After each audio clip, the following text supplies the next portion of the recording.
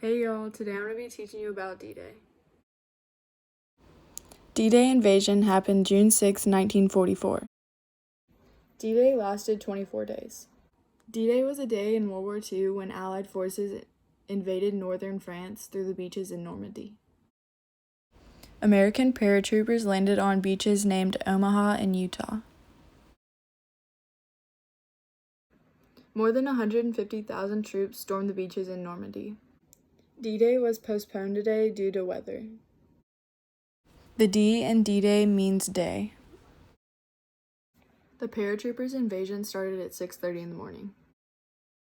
Eisenhower was the main commander for all Allied forces. Eisenhower said that he was fully prepared to take the blame if anything went wrong during D-Day. The codename for the invasion was Operation Overlord.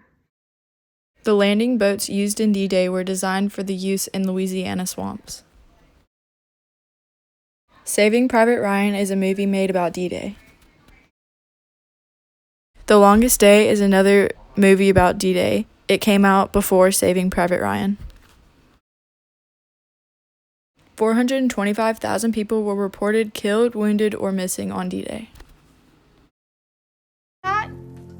Yeah, the little doggy, Queenie. Fun talk I just turned 19. and fun photos. You just go in and do what you gotta do. Yeah, okay.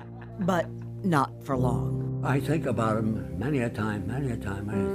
John Frank, Seaman First Class, trained as a cook at NAS Jax. Then on June 6th, 7 o'clock in the morning. 1944. Here's D-Day on the way in. His job, the LCT. Landy Craft tanks. He took equipment to the beaches. But then everything for him changed.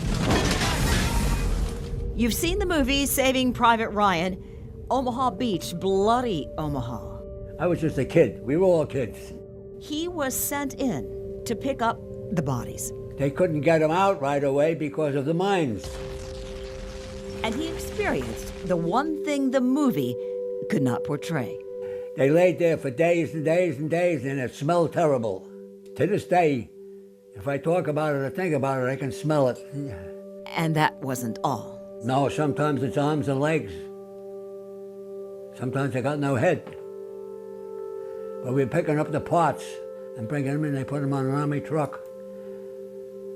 So you were doing that with your bare hands? Yeah, bare hands. But Mr. Frank is proud of his service. You know, some people say that you all saved the world. Well, you could say that, yeah. It took Hitler out of power. God knows where he was going to stop. So for this 75th anniversary of D-Day, Mr. Frank wants to leave a message in Normandy. So what would he put down? Liberation? A little cross The cemetery? You want me to put it there? Yeah, with his own handwriting. because a lot of men died that day. I know we picked them up. And the rest of us can say thank you for your service. 75 years later, it still brings tears to your eyes. Oh yeah, it does. It's a sad thing. But it is hardly enough.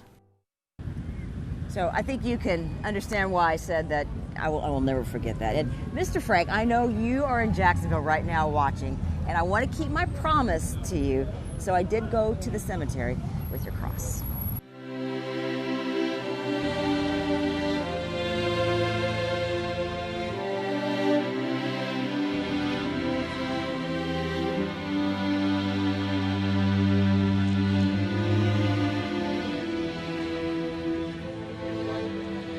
That was kind of hard.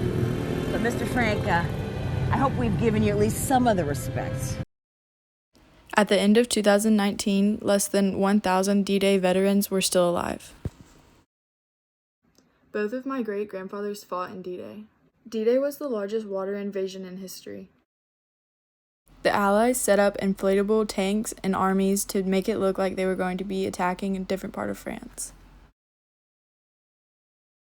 They also dropped fake paratroopers with gun sound effects to make it seem more realistic.